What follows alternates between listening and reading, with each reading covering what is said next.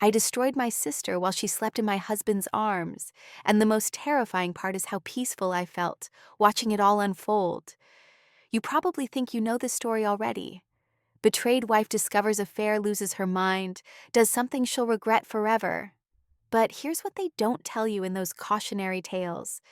Sometimes the person you become isn't worse than who you were. Sometimes it's exactly who you were meant to be. My name is Olivia Bennett, and 6 months ago, I was the kind of woman who apologized when other people bumped into me. I collected rescue animals, volunteered at the homeless shelter, and still sent birthday cards to my ex-mother-in-law. People called me sweet. They called me gentle. They were wrong about both. Tonight, I'm standing in my kitchen at 3 in the morning, and there's no sound except the hum of the refrigerator and my own steady breathing. The house feels different now, cleaner somehow, like I've finally gotten rid of something that was rotting inside the walls. In 12 hours, my sister Chloe will be taken away in handcuffs. The neighbors will whisper behind their curtains, wondering how someone so charming could be capable of fraud. They'll shake their heads and say they never saw it coming. But I did. I saw everything coming because I made it happen. The strange thing about revenge is how much it resembles love when you're doing it right. The same attention to detail, the same patience, the same willingness to sacrifice everything for just one perfect moment when they finally understand what they've lost. My husband Ethan used to say I was too trusting, too naive for this world. He was right about one thing. I was naive. I actually believed that being good meant something, that loyalty was rewarded, that family was sacred. I know better now. 3 months ago, I was still pretending everything was normal. The dinner table in our suburban home looked perfect that Tuesday night. White tablecloth, fresh flowers from my garden candles flickering against the autumn darkness outside. Ethan sat across from me cutting his steak with surgical precision, the way he approached everything in life. Methodical, controlled, safe. At least that's what I thought then. How was your day? I asked the same question I'd been asking for 7 years of marriage. The same question that used to get me 20 minutes of stories about his clients, his coworkers, his dreams of opening his own firm. Fine, he said without looking up. Fine.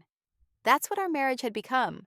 A series of fine dinners, fine conversations, fine silences that stretched longer each night. I studied his face in the candlelight. When had those lines appeared around his eyes? When had his jaw started clenching like that? When I spoke, my therapist, Dr. Martinez, said I was hypervigilant because of my past, always looking for signs of danger, even when there weren't any. But here's the thing about surviving abuse. You develop instincts. And my instincts were screaming. Ethan's phone buzzed against the table. He grabbed it faster than someone reaching for a lifeline, his thumb swiping with practiced ease. I watched his face change. The corners of his mouth twitched upward. Not quite a smile, but close. When was the last time I'd made him look like that?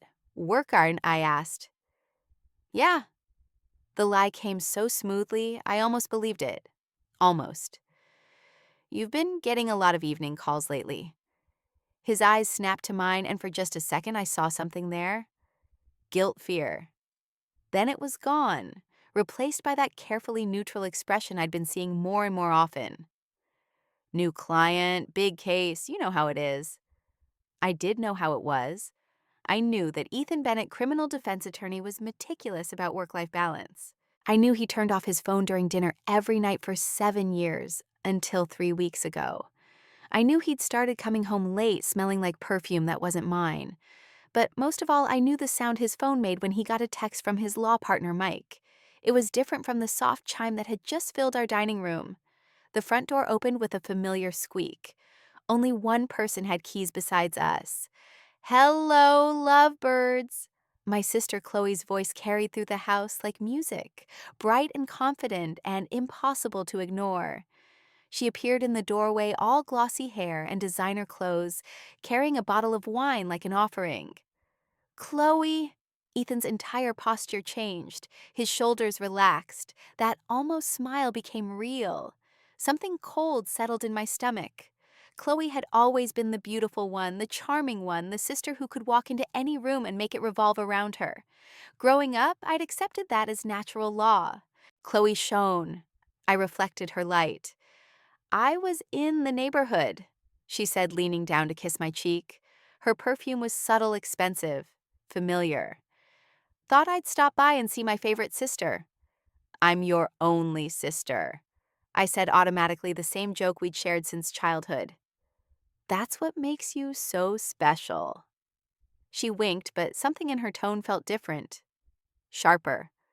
I watched her move around my kitchen with the easy confidence of someone who belonged there. Watched Ethan watch her with eyes that hadn't looked at me that way in months. And that's when I knew with absolute certainty that my marriage was already over. I just didn't know yet that it was about to take my family down with it. The truth came to me on a Thursday morning while I was making coffee. Ethan had left his laptop on the kitchen counter, something he never did. For a man who password protected his phone and closed browser tabs, obsessively leaving it open felt like finding a loaded gun on the breakfast table. I told myself I was just moving it, just closing it so it wouldn't get splashed when I washed dishes. But my fingers had already found the trackpad, and the screen blazed to life. His email was open. The cursor blinked in an empty search bar like it was daring me to type something. Anything. I should have closed it. Should have respected his privacy the way I'd been trained, to respect everyone's boundaries even when my own had been shattered years ago. But those instincts I mentioned, they were screaming so loud I could barely think. I typed Chloe and hit enter. The results loaded instantly. Dozens of messages. Recent ones. Daily ones. The first subject line made my knees buckle. Last night was incredible. I clicked it before I could stop myself. Ethan, I can't stop thinking about the way you touched me. When Olivia went to bed early with her headache. God, she has no idea what she's missing. You were right about her being too damaged to give you what you need. I love how free you are with me, how you don't have to walk on eggshells or worry about triggering her precious trauma. The words blurred together. My coffee mug slipped from my hand, shattering against the tile floor in a spray of ceramic and heat. But I kept reading. The way you described her panic attacks during intimacy. Honestly, it's pathetic. A grown woman who flinches when her own husband tries to touch her. I would never make you feel like a monster for having normal desires. Each word was a knife, but I couldn't stop cutting myself open with them. I scrolled up to see Ethan's responses. My husband, who could barely say, "I love you" anymore, had written paragraph after paragraph about my inadequacies, about my trauma, about how marriage to me felt like walking through a minefield of someone else's damage. But it was the next message that destroyed me completely. I've been thinking about what you said Chloe had written, about how she used to be before her stepfather got to her. Sometimes I wonder if I should feel guilty, but honestly, she's had years to get over it. At some point, don't we all have to take responsibility for our own healing? Maybe this is what she needs, to see that the world doesn't revolve around her pain. The room tilted sideways. I gripped the counter to keep from falling. My sister knew. She knew about Richard, my stepfather, who had spent 3 years making my teenage life a nightmare. She knew about the therapy, the panic attacks, the reason I sometimes couldn't breathe when someone touched me without warning. She knew because I had trusted her with the worst parts of my story, and she was using it against me. I kept scrolling, my vision tunneling, until each message was a separate universe of betrayal. The family dinner last week was hilarious, Ethan had written. She made that face when you mentioned your new apartment. You know, the one where she looks like she's trying to solve a puzzle. I almost laughed out loud. She's always been too trusting, Chloe replied. Remember when we were kids and I convinced her that if she ate watermelon seeds, a plant would grow in her stomach? She believed me for months. Some people never learn to protect themselves. The final message was time-stamped from yesterday. I can't wait to see the look on her face when she finds out. Think she'll cry. I bet she'll try to blame herself somehow. She always does. Let's not rush it, Ethan had responded. I'm having too much fun watching her try to figure out what's wrong. Besides, the house isn't in her name. I want to have everything lined up before we tell her. The house, our house, the one I'd poured my savings into thinking it would be our forever home. I sat down hard on the kitchen floor, surrounded by broken ceramic and spilled coffee. The pieces looked like my life, sharp, scattered, impossible to put back together the same way. But here's what they didn't understand about people like me, people who've survived the kind of things that break others. We don't just learn to endure, we learn to plan. And I was already 3 steps ahead of both of them. For 3 days, I lived in their world of lies. I made breakfast while they texted about my inadequacies. I smiled at family dinner while they shared private jokes about my trauma. I kissed Ethan goodbye each morning, knowing he was kissing her hello an hour later. The strangest part wasn't the betrayal itself. It was discovering how good I was at pretending I didn't know. 7 years of walking on eggshells around my own triggers had taught me to perform normalcy like a professional actress. Now I was using those same skills to study my enemies, because that's what they were now, enemies who happened to share my bed and my blood. I started paying attention to details I'd trained myself to ignore. The way Ethan's voice changed when he talked to Mike on the phone, softer, more intimate. How Chloe had started asking pointed questions about our finances at family gatherings. The fact that they both suddenly had opinions about my therapy appointments. Maybe you should consider reducing your sessions with Dr. Martinez, Ethan suggested over dinner Friday night. You seem to be dwelling on the past a lot lately. Coming from the man who'd been dissecting my psychological wounds with my sister like amateur psychologists, it was almost funny. I think therapy is helping, I said carefully. Is it, though? Chloe chimed in from across the table. She'd started joining our dinners twice a week, always with wine, always with that bright smile that I was beginning to recognize as weaponized kindness. You've been going for 2 years now? At some point, don't you have to just move forward? There it was, the same language from the emails. At some point, don't we all have to take responsibility for our own healing? I excused myself to get dessert and stood in the kitchen listening to them laugh together. Really laugh the way Ethan and I used to before my past caught up with us. Before the nightmares started affecting our physical relationship. Before I became something he had to work around, instead of someone he chose to love. When I returned with the pie, they were deep in conversation about Chloe's new apartment. The lease is so expensive, she was saying. I might need to find a roommate soon.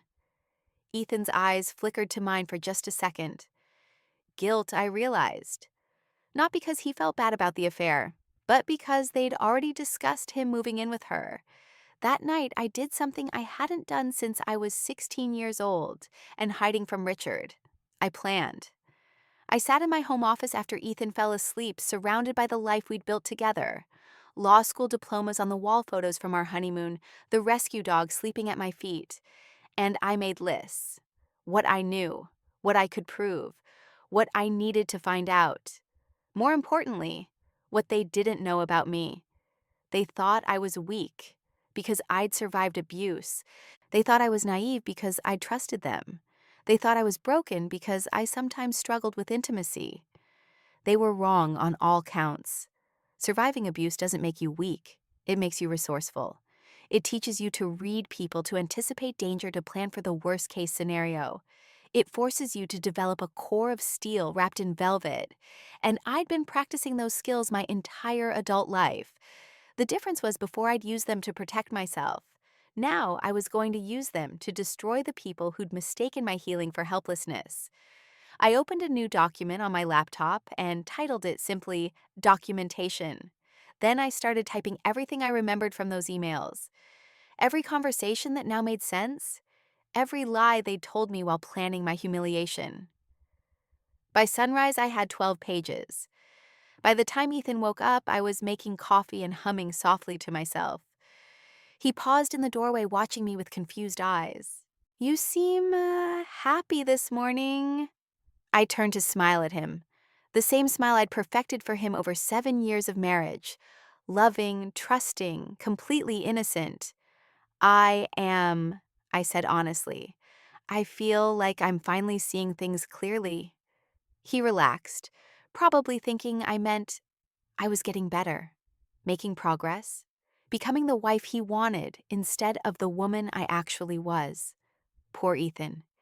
He'd never been particularly good at reading people, but I was about to give him a master class. I chose Saturday afternoon. Chloe would be home, probably lounging in the expensive lingerie I'd seen charged to Ethan's credit card. Ethan would be at his office, giving me time to have a private conversation with my sister. Her apartment building was one of those modern glass towers downtown, the kind of place that screamed money and ambition. I'd helped her look at apartments 6 months ago, back when I thought her sudden need to move was about independence, not proximity to my husband. The elevator ride to the 15th floor felt like ascending to an execution. Mine or hers, I wasn't sure yet. She answered the door in a silk robe, her hair tousled like she'd just woken up. Or like she'd just been with someone. The smile fell off her face when she saw me. "Olivia, what are you doing here?" "We need to talk." I pushed past her into the apartment before she could object. It was beautiful. All clean lines and expensive furniture. The kind of place I would have loved if I hadn't known how she was paying for it. "Is everything okay?" She closed the door behind me, but I heard the lock click. "Interesting. You look intense." I turned to study her face. Really look at her for the first time since I'd discovered the truth. She was still beautiful, still confident, but there was something else there now. Something I'd missed before because I'd been looking at her through the filter of sisterly love, predatory satisfaction. She was enjoying this. I found the emails Chloe. The words hung between us like smoke. Her face went through a fascinating series of micro-expressions. Surprise, panic, calculation, then something that looked almost like relief. "Oh," she said finally. "Well, I guess that changes things." No denial, no tears, no apology. Just acknowledgement, like I'd caught her borrowing my sweater without asking. "That's it. That's all you have to say." She moved to the kitchen island, putting distance between us. Or maybe just positioning herself near the knife block. My sister had always been smarter than people gave her credit for. "What did you want me to say, Olivia?" "I'm sorry. That it meant nothing." She laughed, and the sound was nothing like the musical notes I'd grown up loving. "It means everything. It means I finally took something that was mine." "Yours? Do you know what it's like being your sister?" The words poured out like she'd been holding them back for years. Saint Olivia who survived trauma and came out stronger. Brave Olivia who went to therapy and worked through her issues. Perfect Olivia who everyone feels sorry for and protective of. I stared at her, genuinely confused. "You were jealous of my abuse. I was jealous of your excuse." She slammed her hand on the counter. "You get to be fragile and complicated and interesting. You get to be the victim who overcame. What do I get to be? The shallow sister who had it easy."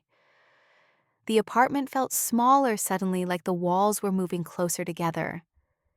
"So you decided to prove you were right about me being weak?" "I decided to prove that you don't deserve him." Her eyes were bright with something that might have been tears or might have been rage. "You can't even touch your own husband without having a panic attack. Do you know how pathetic that is? How selfish." Selfish. Yes, selfish. You married him knowing you were broken. You trapped him in a relationship with someone who can't give him what he needs. At least I'm honest about what I want. The silence stretched between us. Outside, I could hear traffic sirens, the normal sounds of a city continuing to function, while my world rearranged itself into something unrecognizable. "You're right," I said finally. She blinked clearly, not expecting agreement. "I am broken. I did trap him. And you are more honest about what you want." I smiled, and she took a step back. "But here's what you don't understand about broken people, Chloe. We know how to survive. And we know exactly how much damage we can do before something stops working completely." "What does that mean?" "It means you should have been more careful about who you chose to destroy." I pulled out my phone and showed her the screen. A recording app, red dot blinking timer showing 23 minutes and 15 seconds. This entire conversation is being uploaded to cloud storage in real time, along with screenshots of all those emails you two thought I'd never see. The color drained from her face. You can't use that. It's illegal to record someone without consent. In some states. Not this one. I slipped the phone back into my pocket. I did my research. Unlike you, I don't make moves without understanding the consequences. I walked to the door, then turned back one last time. Oh, and Chloe. You were wrong about something else, too. I'm not the same person I was when Richard hurt me. That girl was weak and trusting and naive. I opened the door. The woman standing here learned how to fight back. The private investigator's office smelled like coffee and desperation. Marcus Webb looked exactly like what I'd expected. Weathered face, tired eyes, the kind of man who'd seen enough human ugliness that nothing surprised him anymore. "You understand what you're asking me to do?" he said, sliding a file across his desk. "This isn't about catching a cheating spouse anymore. This is about destroying lives." I opened the file. Inside were photographs, financial records, and a single sheet of paper with an address I recognized. My heart hammered against my ribs. "The fraud case against Meridian Holdings from 2019, I said, studying the documents. "Chloe worked there. As a junior accountant, she had access to the systems they used to move the money offshore." Webb leaned back in his chair. "The FBI never could prove who helped from the inside, but they had their suspicions. And you can make it look like she was involved. I can make it look like she was the mastermind." His smile was sharp as broken glass. "Digital trails are surprisingly easy to create when you know the right people. A few altered timestamps, some strategically placed communications bank records showing payments that never happened." The rational part of my mind, the part that still remembered who I used to be, screamed warnings. This was wrong. This was illegal. This would destroy an innocent person. But Chloe wasn't innocent, and I wasn't the same woman I'd been 2 weeks ago. What about Ethan? Webb pulled out another file thicker than the first. "Your husband's been playing fast and loose with client funds for months. Nothing illegal yet, but definitely unethical. A few anonymous tips to the state bar, some strategically leaked information about his affair affecting his judgment. His clients will abandon him like rats from a sinking ship. His law partners won't want the liability. He'll be professionally radioactive within weeks." I thought about Ethan's pride, his carefully cultivated reputation, the way he introduced himself at parties as Ethan Bennett, criminal defense attorney, like his career was his entire identity. How long will it take? For him, maybe a month to be completely ruined. For your sister, Webb's smile widened. The FBI reopening a federal fraud case moves much faster. Days, not weeks. I signed the contract and wrote the check. Money from an account Ethan didn't know I had, funds I'd been saving since the early days of our marriage, when trust didn't feel like a luxury I couldn't afford. That night, I lay in bed next to my husband and listened to him breathe. He was sleeping peacefully, probably dreaming about his new life with Chloe. Maybe they were planning their first vacation together, or what furniture they'd buy for their love nest. In the darkness, I smiled. The next morning, I started phase 2. I called Ethan's biggest client, a real estate developer with a temper and zero tolerance for scandal. The conversation was brief and carefully scripted. "Mr. Patterson, this is Olivia Bennett, Ethan's wife. I'm so sorry to bother you, but I thought you should know. There are some personal issues affecting Ethan's judgment right now. I'm worried it might impact his work on your case." "What kind of personal issues?" I probably shouldn't say anything, but he's been having an affair with my sister. His behavior's been so erratic lately, and I know how important your case is. The silence on the other end was deafening. "I see. Thank you for calling, Mrs. Bennett." 3 hours later, Ethan came home early, his face ashen. "Patterson fired me," he said, standing in our kitchen like he couldn't believe the words coming out of his mouth. He said there were concerns about my professional conduct. Oh no. What kind of concerns? The lie came so easily it surprised me. When had I become someone who could manipulate with such precision? He wouldn't say exactly, just that he'd received information that made him question my judgment. I made appropriate worried wife noises, while internally calculating my next move. Patterson would talk. He was a gossip who played golf with half of Ethan's potential clients. By the end of the week, everyone would know that Ethan Bennett's personal life was affecting his professional reputation. Meanwhile, Webb was working his magic on the digital trail that would lead straight to Chloe's door. But the most beautiful part of my plan wasn't the false evidence or the professional destruction. It was psychological. I started leaving signs that I knew. Nothing obvious, just small changes in routine that would make them both paranoid. I cooked Chloe's favorite meals when she came to dinner. I asked Ethan pointed questions about his day. I smiled at them both with the kind of knowing expression that suggested I was 3 steps ahead. The atmosphere in our house became electric with unspoken tension.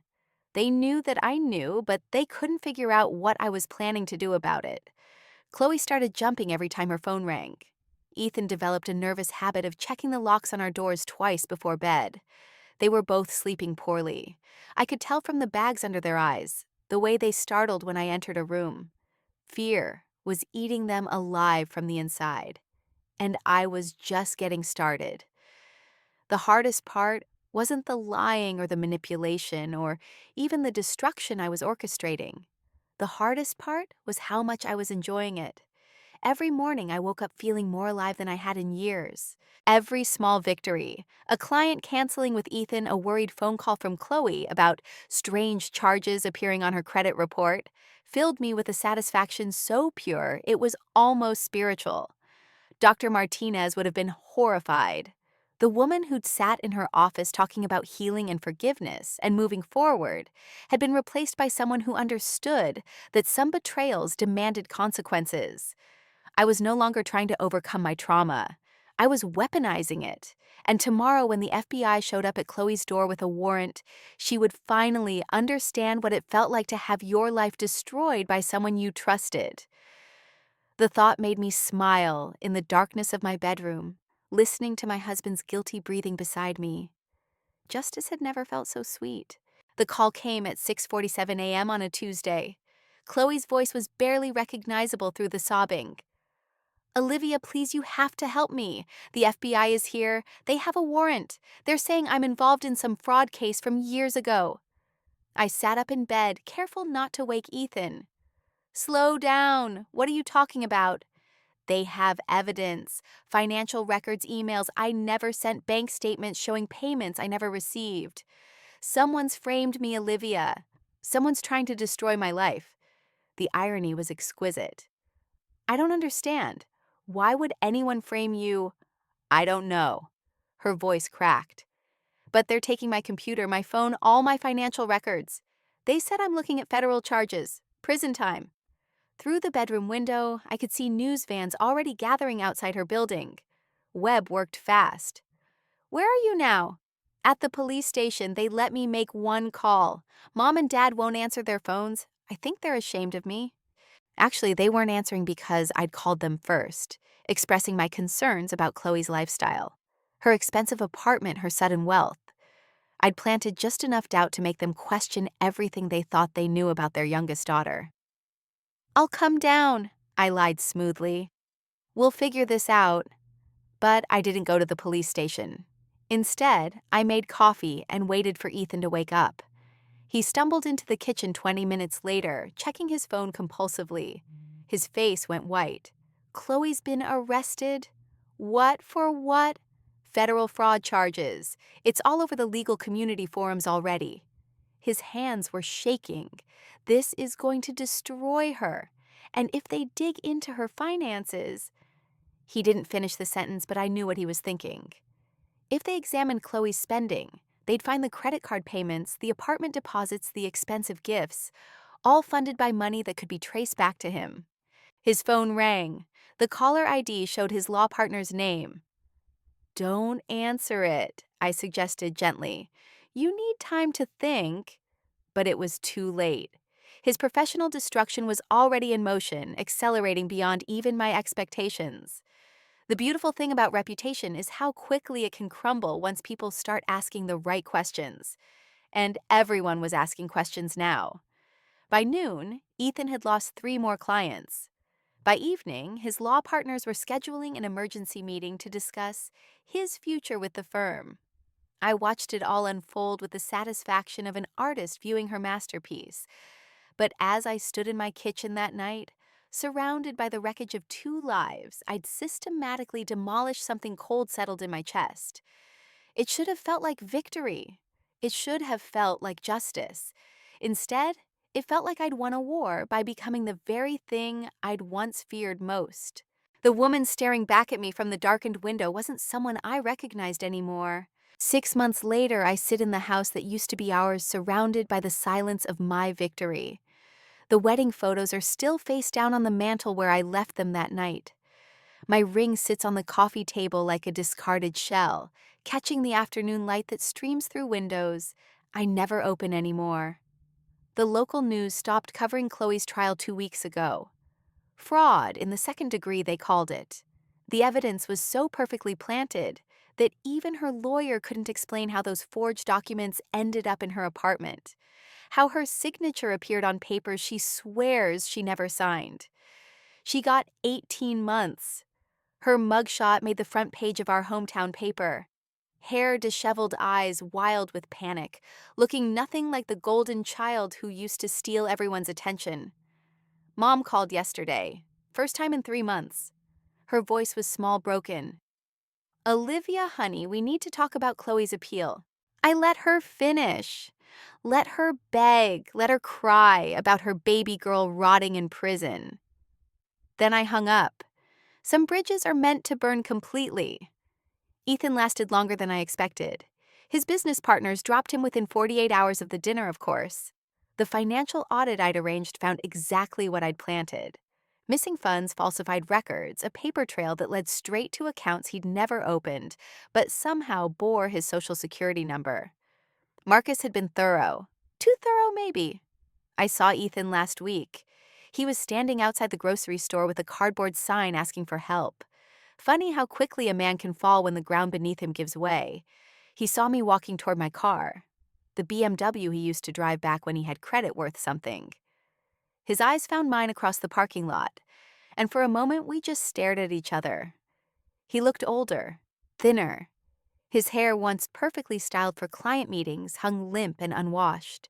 The designer clothes were gone, replaced by a jacket I recognized from Goodwill. But it was his eyes that satisfied me most. Hollow, defeated, carrying the weight of understanding exactly what had been done to him and why. He didn't approach me, didn't call my name. He just watched as I loaded my groceries into the car he used to own in the life he used to share. I could have driven away without a word. Should have, probably. Instead, I walked over to him. "Hello, Ethan." His voice cracked when he spoke. "Olivia, I know what you did." "Do you—" I kept my tone neutral, curious. "What exactly do you think I did?" "The evidence, the bank records, Chloe's apartment, all of it." He swallowed hard. "I know you destroyed us." I tilted my head, studying him like a specimen under glass. "You destroyed yourselves. I just made sure everyone could see it clearly." "She's in prison, Olivia. Your own sister is in prison because of lies because of choices she made." My voice stayed level, controlled. "Because she thought she could humiliate me and face no consequences. Because you both thought I was too broken, too damaged, too weak to fight back." He stepped closer, and I saw desperation replace understanding in his eyes.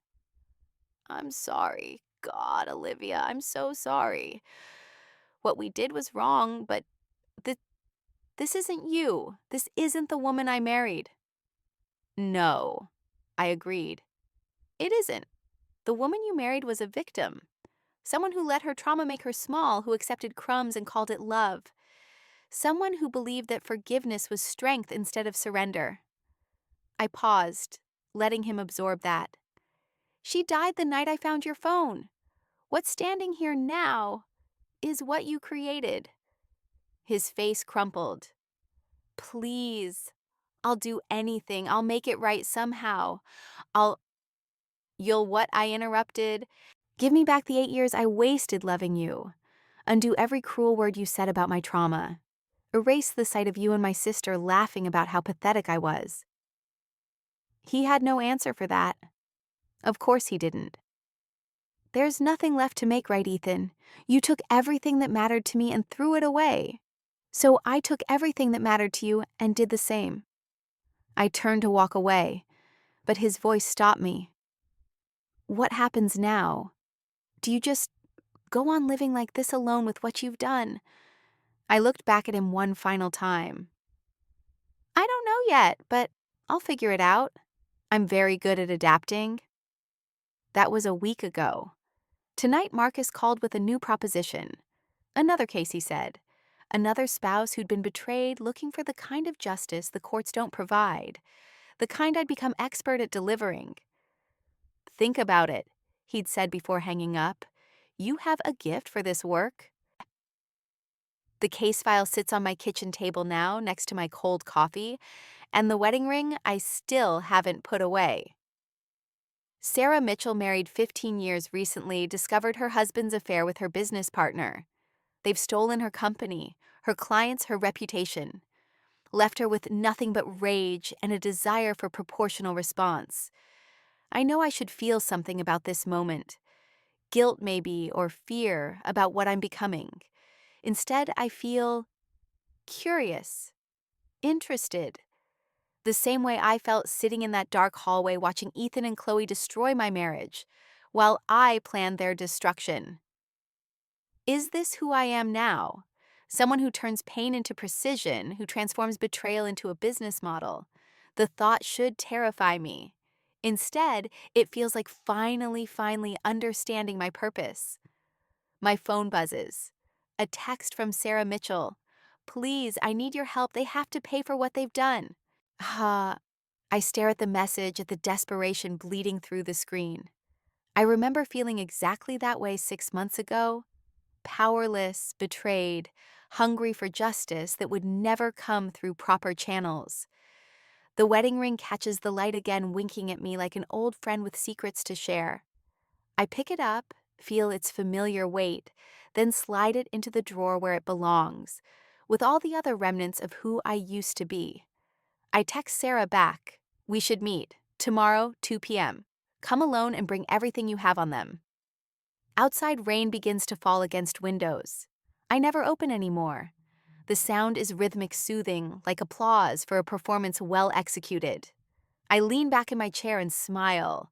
They say revenge is a dish best served cold. They never mention how it tastes when you're eating it alone. But what they really don't tell you is this. Oh, once you've acquired the taste, everything else seems flavorless by comparison.